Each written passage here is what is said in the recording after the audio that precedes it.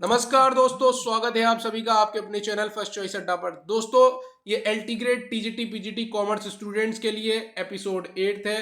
पिछली वीडियोस भी मैंने अपने चैनल पर डाल रखी हैं, आप प्लेलिस्ट में जाकर देख सकते हैं। चलिए आज की इस वीडियो को शुरू करते हैं। इस वीडियो में लगभग 50 क्वेश्चंस हैं जो कि बहुत ज़्यादा इंपॉर्टेंट है, एग्जाम में आपके आ सकते हैं। पहला क्वेश्चन है, an auditor is a watchdog not a blood hound, this is related to. एक ऑडिटर क्या होता है? एक वॉचडॉग होता है, ब्लड हाउंड नहीं होता है। ये रिलेटेड है किस केस से? क्या ये लंदन एंड जनरल बैंक वाले से है? किंगस्टन कॉटन मिल्स लिमिटेड 1896 का केस था, London oil storage company limited 1904, या डिलाइटफुल सिगरेट कंपनी लिमिटेड 1943। ज्यादातर लोगों को इसका आंसर पता होगा। इसका राइट आंसर है my friends option number B. जी हाँ दोस्तों, किंगस्टन कॉटन मिल्स लिमिटेड 1896, यही इसका राइट आंसर है। चलिए इसकी थोड़ी एक्सप्लेनेशन देख लेते हैं।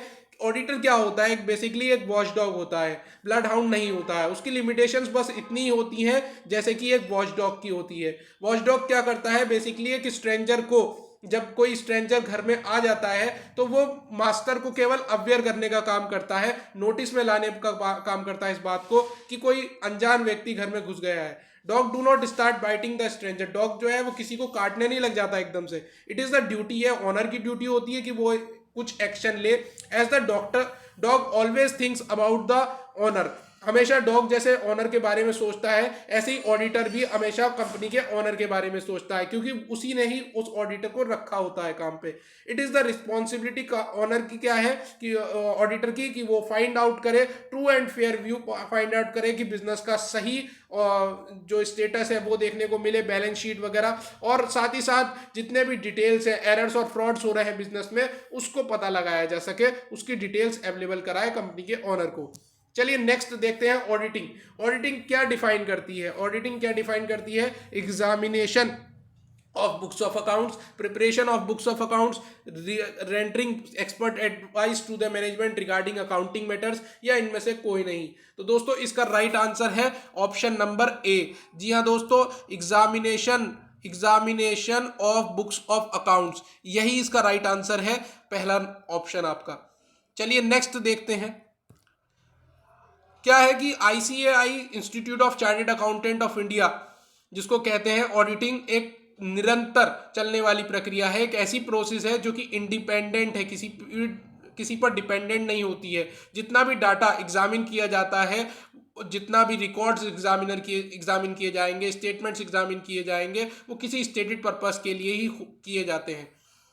नेक्स्ट क्या है? ऑडिटिंग ओरिजिनेटेड हुई, ओरिजिनेटेड कहाँ हुई है ऑडिटिंग? इंग्लैंड में, इजिप्ट में, अमेरिका में, या फिर इंडिया में?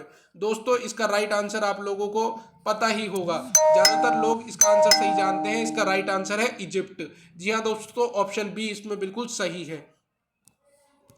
Next, begins where accounting ends, तो क्या चीज की शुरुआत होती है जब अकाउंटिंग खत्म होती है? दोस्तों ऑडिटिंग।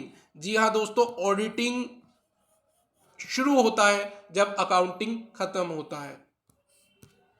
नेक्स्ट क्या है? मेन ऑब्जेक्टिव ऑडिटिंग का। मेन ऑब्जेक्टिव ऑडिटिंग का क्या है कि आपको सही और सही मतलब ट्रू स्टेटस दिखाना कंपनी का, to give the true and fair status of a company.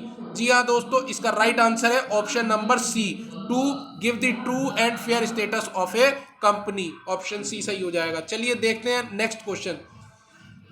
A company auditor submitted is report to, company का जो ऑडिटर है वो सबमिट करता है रिपोर्ट, किसको सबमिट करेगा? कंपनी के डायरेक्टर्स को, कंपनी के बैंकर्स को, शेयर होल्डर्स को, एनुअल जनरल मीटिंग जिसको एजीएम कहते हैं, या कंपनी के क्रेडिटर्स को? दोस्तों इसका राइट आंसर है, सही जवाब इसका है शेयर होल्डर्स को in the annual general meeting, यानी ऑप्शन सी बिल्कुल इसमें सही है माय फ्रेंड्स। चलिए नेक्स्ट देखते हैं। Which is the type of audit report? Audit report का इसमें से कौन कौन सा टाइप है? Qualified report, clean report, prospectus, या ए और बी ऑप्शन दोनों? तो राइट जो आंसर है इसमें वो है ऑप्शन नंबर डी, यानी क्वालिफाइड भी रिपोर्ट होती है और क्लीन रिपोर्ट भी होती है। तो ये ऑप्शन आपका बिल्कुल सही हो जाएगा। नेक्स्ट क्या है? नेक्स्ट है आपका इंटरनल ऑडिटर। इंटरनल जो ऑडिटर है वो अपॉइंट किया जाता है किसके द्वारा? देखिए इंटरनल ऑडिटर अपॉइंट कौन करेगा, इंटरनल ऑडिटर अपॉइंट कौन करेगा और रिमूव कौन करेगा? ये पावर जो होती है वो होती है मैनेजमेंट के पास। मैनेजमेंट इंटरनल ऑडिटर को अपॉइंट भी करता है और रिमूव भी कर सकता है, इसलिए ऑप्शन नंबर ए बिल्कुल इसमें सही हो जाएगा आपका। नेक्स्ट क्या है? एक company gets the auditing of accounts done by the internal auditor. इससे जो सेटिस्फेक्शन मिलेगा वो केवल इंटरनल ऑडिटर को से ऑडिटेड जो करवाया जाएगा उससे सेटिस्फेक्शन मिलेगा केवल मैनेजर्स को। ठीक है, तो यहाँ पे ऑप्शन सी जो है वो बिल्कुल आपका सही है। नेक्स्ट क्या है? Detection and prevention of errors and frauds in audit is. देखिए आप पता लगाते हैं, आप रोकथाम करते हैं एरर्स और फ्रॉड्स की ऑडिट में। ये ऑब्जेक्टिव है, उद्देश्य है। कौन सा उद्देश्य है? ये प्राइमरी है, सब्सिडरी या सेकेंडरी जिसको बोल सकते हैं वो है, तो सब्सिडरी या सेकेंडरी ही इसका ऑप्शन सही है। ऑप्शन नंबर बी, ये आपका सेकेंडरी बताया गया है जिसमें आप पता लगाते हैं, रोकथाम करते हैं एरर्स को, फ्रॉड जो धोखेबाजी हो रही है कंपनी में। नेक्स्ट क्या है? नेक्स्ट आपके सामने आ जाता है auditing begins where accountancy ends. ये अभी पीछे भी एक क्वेश्चन ऐसा आया था, घुमा फिरा के दे रखा है, तो अकाउंटेंसी इसका सही आंसर हो गया। नेक्स्ट क्या है? Who of the following can not the auditor of a company. देखिए इनमें से कौन सा ऑडिटर नहीं है कंपनी का? तो यहां पर नहीं हो सकता है। एक चार्टेड अकाउंटेंट फर्म ऑडिटर होती है, चार्टेड अकाउंटेंट जो कि प्रैक्टिस कर रहा है इस समय एट प्रेजेंट वो भी हो सकता है, पर कोई इनकॉर्पोरेटेड इंस्टीट्यूशन ऑडिट करे ऐसा संभव नहीं है कंपनी का। तो ये ऑप्शन सी वाला जो है वो बिल्कुल सही है आपका माय फ्रेंड्स। नेक्स्ट देखते हैं 13वां question. Ratios which reveal the final results of the managerial policies and performances is. यानी ऐसे रेशियोज की बात हो रही है जहां पर वो रिवील करते हैं फाइनल रिजल्ट्स को, मैनेजरियल पॉलिसीज जितनी भी बनाई गई हैं, परफॉर्मेंस जितने भी बनाए गए हैं, वो कौन सा रेशियो हमें बताता है? देखिए टर्नओवर नहीं है। दूसरा क्या है? प्रॉफिटेबिलिटी। तो प्रॉफिटेबिलिटी के जरिए ही तो पता चलेगा कि भैया आपकी पॉलिसीज जो बनाई गई थी वो कैसा परफॉर्म कर रही हैं, क्या परफॉर्मेंस देखने को मिले, क्या रिजल्ट्स निकल कर आए, आउटकम्स क्या है, तो वो सब हमें प्रॉफिटेबिलिटी रेशियोज के माध्यम से पता चल सकता है। तो ऑप्शन नंबर बी बिल्कुल सही है। नेक्स्ट देखते हैं फिक्स्ड एसेट्स रेशियो से मैच कौन सा करता है? तो देखिए फिक्स्ड एसेट्स रेशियो से जो मैच कर रहा है यहाँ पर वो है आपका लॉन्ग टर्म सॉल्वेंसी रेशियो। इसको ये लॉन्ग टर्म सॉल्वेंसी रेशियो में फिक्स्ड एसेट्स रेशियो आते हैं। तो ऑप्शन नंबर सेकंड जो है वो बिल्कुल सही है। चलिए नेक्स्ट क्या है? 15th क्वेश्चन क्या है कि ratio which determine the profitability from the share holders point of view. यानी ऐसा रेशियो जो डिटरमाइन करता है प्रॉफिटेबिलिटी शेयर होल्डर्स के नजरिए से। तो शेयर होल्डर्स के rate return on share holders fund. यहाँ पर आपको समझ में भी आ रहा होगा ऑप्शन सी में, यहाँ पे शेयर होल्डर दे भी रखा है, return on share holders fund. Option number C बिल्कुल इसमें सही हो जाएगा। चलिए नेक्स्ट देखते हैं रेशियोज। ऐसे रेशियोज जो कि दिखाते हैं प्रपोर्शन प्रॉफिट रिटेन का in the business out of current year profit. देखिए जो भी प्रॉफिट हो रहा है, हुआ है हमें प्रॉफिट करंट ईयर का, उसमें से थोड़ा पार्ट हमने क्या कर दिया, निकाल के रख लिया फ्यूचर के लिए, तो ऐसे में रिटेन कर लिया। तो ये आपका आंसर, इसमें से आप समझ भी गए होंगे इसका आंसर कौन सा है। इसका आंसर है retain earning ratio, option number A. Next देखते हैं how the dividend is related to the market value of shares. कैसे कोई डिविडेंड रिलेटेड होता है मार्केट वैल्यू ऑफ शेयर्स से, ये कौन बता रहा है? ये हमें डिविडेंड यील्ड रेशियो से पता चलता है। ऑप्शन नंबर डी हमारे पास बिल्कुल सही है। चलिए next, in funds flow statement, funds flow statement में फंड्स फ्रॉम ऑपरेशन क्या है? एक सोर्स ऑफ फंड ही तो है। तो यहां पर ऑप्शन जो है आपका डी वाला बिल्कुल सही है। Next, decrease in current liability बताएंगे आप लोग, बताइए आप कि भाई डिक्रीज हो रहा है current liability, current liability decrease होगी तो क्या इंक्रीज हो जाएगा वर्किंग कैपिटल? वर्किंग कैपिटल कम हो जाएगी। डिक्रीज हो जाएगा फिक्स्ड एसेट्स या फिक्स्ड एसेट्स बढ़ जाएगा? तो दोस्तों ऑप्शन जो थर्ड फोर्थ है वो तो बिल्कुल है ही नहीं। ऑप्शन फर्स्ट और सेकंड में से है आपका सही जवाब, और पहला वाला ही आपका सही है। अगर करंट लाइबिलिटी कम हो रही है इसका मतलब आपके वर्किंग कैपिटल जो है वो आपकी इंक्रीज हो जाएगी। नेक्स्ट, फिर से देख सकते हैं इस क्वेश्चन को। एक अलग तरीके से कि decrease in current assets decrease हो रहे हैं, तो अब बताना होगा आपको कौन सा क्या सही जवाब है। तो इसका सही जवाब है करंट एसेट्स अगर डिक्रीज हो जाए तो वर्किंग कैपिटल भी डिक्रीज हो जाएगी। तो ऑप्शन बी वाला इसमें बिल्कुल सही है। Next, what is Spirit D corps means. Spirit D corps का मतलब क्या होता है? एस्पिरिट डी कॉर्प्स का मतलब होता है एकता में शक्ति होना। Union is strength. जी हाँ दोस्तों, यूनियन इज स्ट्रेंथ, एकता में शक्ति ही बताता है एस्पिरिट डी कॉर्प्स। बेसिकली एक ये प्रिंसिपल है। ये प्रिंसिपल किसका है? ये प्रिंसिपल था हेनरी फायोल का। 14 प्रिंसिपल दिए थे हेनरी फायोल ने, जिसमें से एक ही एस्पिरिट डी कॉर्प्स है। ये जोर देता है टीम वर्क पर, यानी टीम के काम करने पर जोर देने का काम करता है ये प्रिंसिपल। नेक्स्ट क्या है? क्वेश्चन नंबर 22, विच रेशियो, ऐसा कौन सा रेशियो है जो मीजर करता है number of times the receivables are rotated in year in terms of sales के टर्म्स में जो रिसीवेबल्स हैं, बिल्स रिसीवेबल हो गया, ठीक है, रिसीवेबल्स में कौन आते हैं? जो बिल्स रिसीवेबल हो गए, ट्रेड रिसीवेबल हो गए, ये रिसीवेबल्स जो है रोटेट हो रहे हैं इन टर्म्स ऑफ सेल्स, ये कौन सा रेशियो करता है मीजर करने का काम? तो यहाँ पे आपका डीटीआर, जी हाँ दोस्तों, debtors turn over ratio, option number B इसमें बिल्कुल सही है, debtors turn over ratio. Next, एक बिस्कुट ऑपरेटिंग कंसर्न है। ये कॉस्टिंग वाले क्वेश्चन भी आ जाते हैं आपके एग्जाम्स में। तो देखिए, एक बिस्कुट ऑपरेटिंग कंसर्न है, एम्प्लॉइज करता है। किस तरह की कॉस्टिंग यहाँ पे देखने को मिलेगी? ज़्यादातर लोगों को जिन्होंने कॉस्टिंग पढ़ा है वो बता सकते हैं कि ये बैच कॉस्टिंग का एग्जाम्पल है बेस्ट। तो यहाँ पे ऑप्शन नंबर 3 बिल्कुल सही है। Next, marginal costing. Marginal costing को दोस्तों क्या कहा जाता है? इसको एक और नाम से भी जाना जाता है, इसको कहते हैं हम वेरिएबल कॉस्ट। क्या कहते हैं माय फ्रेंड्स? वेरिएबल कॉस्ट कहने का काम करते हैं। ये प्रोवाइड करता है, मार्जिनल कॉस्टिंग प्रोवाइड करता है इंफॉर्मेशन। किसको प्रोवाइड करता है? मैनेजमेंट को प्रोवाइड करने का काम करता है, उसके डिसीजन लेने में ये प्रोवाइड करने का काम करता है, मैनेजमेंट को हेल्प करता है। तो यहाँ पे वेरिएबल कॉस्ट बिल्कुल सही जवाब हो जाएगा। चलिए नेक्स्ट क्या है? एक कॉलियरी कंपनी। देखिए, कॉलियरी कंपनी से आप को शायद न पता हो या कईयों को पता भी होगा। कॉलियरी कंपनी का मतलब क्या होता है? देखिए, कॉलियरी कंपनी का मतलब है कोल माइन से, यानी जो कोयले की खदान हो गई, ठीक है, तो कोयले वाली जो कंपनी है एक तरीके से, वो किस तरह की कॉस्टिंग करेगी? तो वो कॉस्टिंग करेगी सिंगल कॉस्टिंग। जी हाँ दोस्तों, ऑप्शन डी जो है वो बिल्कुल इसमें सही है।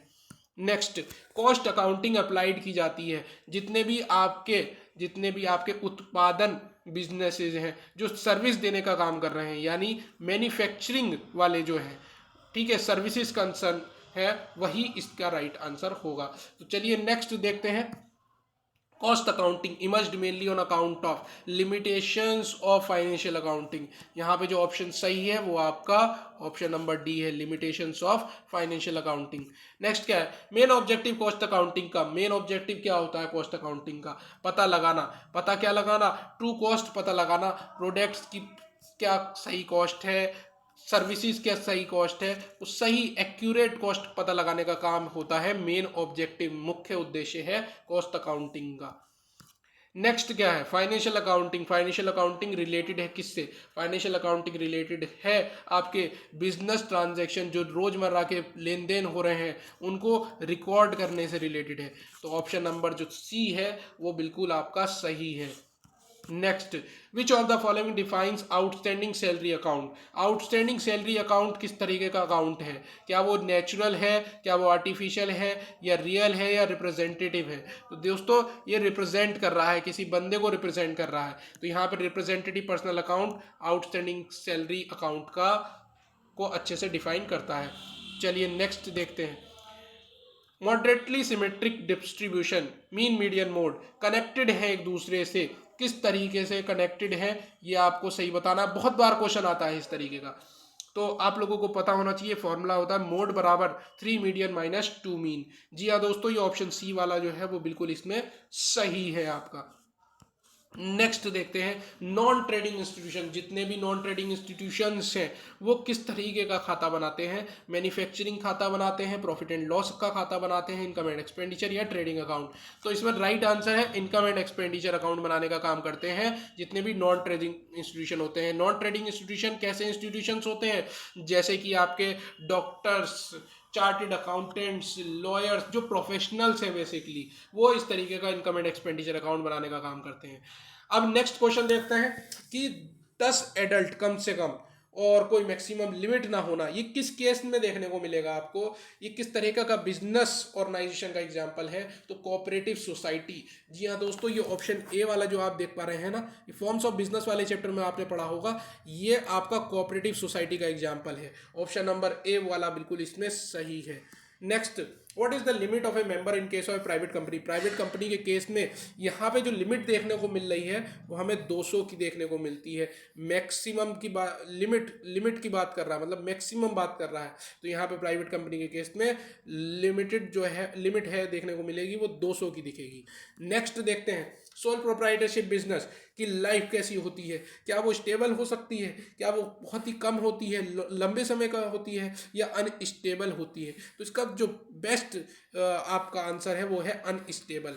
अनस्टेबल क्यों है, क्योंकि आप देखिए जो भी बंदा है वो खुद चलाने का काम करता है बिजनेस को, सारे का सारा कार्यभार उस पर ही आकर टिकता है। जब वो उसकी डेथ हो जाए वो फॉर एग्जांपल, तो कहीं ना कहीं बिजनेस बंद हो जाएगा। वो क्योंकि चलाए वही रहा था, वही मैनेज कर रहा था, वही सारी रिसोर्सेज को जुटाने का काम कर रहा था। और रिसोर्सेज बेसिकली क्या होती हैं, बहुत ज़्यादा क्या होती हैं, लैक होती हैं, कम होती हैं, प्रॉपर मैनेजमेंट नहीं हो पाता है, इम्प्रॉपर मैनेजमेंट होता है। अनलिमिटेड लाइबिलिटी तो देखो भैया, अगर बिजनेस नुकसान में गया तो सारा का सारा इसको पैसा भी बेचना सारा का सारा पैसा देने के बाद भी अगर लोन रह गया कुछ, तो इसको अपनी पर्सनल प्रॉपर्टी तक बेचनी पड़ सकती है। तो इसका बेस्ट एग्जांपल अनस्टेबल था। नेक्स्ट क्या है, provisions of residential accommodation to the members at reasonable rates is the objective of। यहाँ पे बात हो रही है accommodation की, रेजिडेंशियल accommodation जो दिया जा रहा है किसको, मेंबर्स को, और वो भी सस्ते दामों पे, रीजनेबल रेट्स पे, सही दामों पे। यहाँ पे कोऑपरेटिव्स तो है, पर कोऑपरेटिव कौन सा वाला है, तो इसमें राइट आंसर है हाउसिंग कोऑपरेटिव्स। जी हाँ दोस्तों, ये कोऑपरेटिव सोसाइटी आपने तरह तरह की सुनी होगी, producer cooperative society, consumer, credit, ऐसे ही हाउसिंग होता है, तो हाउसिंग आपका सही आंसर हो जाएगा। नेक्स्ट आपका देखते हैं, capital of a company divide की जाती है तरह तरह के छोटे छोटे पार्ट्स में, और उसी को कहते हैं आप क्या, शेयर कहते हैं। आप उसी को क्या कहते हैं माय फ्रेंड्स, शेयर कहने का काम करते हैं। ऑप्शन ए बिल्कुल इसमें सही हो जाएगा। चलिए नेक्स्ट देखते हैं, maximum number of partners allowed किए जाते हैं बैंकिंग बिजनेस में। Maximum number of partners allowed किए जाते हैं बैंकिंग बिजनेस में 20, 10, 2 या कोई भी लिमिट ना होना। तो राइट आंसर है इसका 10 माय फ्रेंड्स, यानी 10 इसका बिल्कुल सही आंसर हो जाएगा। Maximum number of partners banking business में देखने को मिलते हैं 10। पहले मैं आप लोगों को बताऊं कि देखिए अभी नया कंपनी एक्ट चल रहा है 2013 का, उसके अकॉर्डिंग सारा काम चलता है कंपनियों में। तो मैक्सिमम नंबर ऑफ पार्टनर्स अगर हम पार्टनरशिप फर्म में देखें तो वो 100 से ज़्यादा नहीं होने चाहिए, और कंपनीज एक्ट 1956 इससे पहले था, तो मैक्सिमम लिमिट जो है पार्टनरशिप के केस में 10 थी, और बैंकिंग बिजनेस के केस में वो उस समय 20 हुआ करती थी। ये भी आपको पता होना चाहिए। चलिए नेक्स्ट देखते हैं, कोऑपरेटिव सोसाइटी। देखिए कोऑपरेटिव सोसाइटी किस प्रिंसिपल को फॉलो करती है, यहाँ पे बेसिकली एक चीज़ फॉलो की जाती है, और वो है क्या कि एक आदमी एक ही वोट दे सकता है, 1 मैन 1 वोट के रूल पे काम करती है कोऑपरेटिव सोसाइटी सारी। तो 1 मैन 1 वोट। चलिए 40वां देखते हैं, एक स्ट्रक्चर है in which there is a separation of ownership. Ownership अलग होना, मैनेजमेंट का अलग होना, ओनरशिप अलग, मैनेजमेंट अलग। तो यहाँ पर किस लॉ के अकॉर्डिंग ये काम चल रहा है, यहाँ पे काम चलता है कंपनी लॉ के। तो यहाँ पे आपका सही वाला आंसर हो जाएगा ऑप्शन नंबर ए, यानी कंपनी इसका सही जवाब है। चलिए देखते हैं नेक्स्ट 41वां, कोऑपरेटिव्स।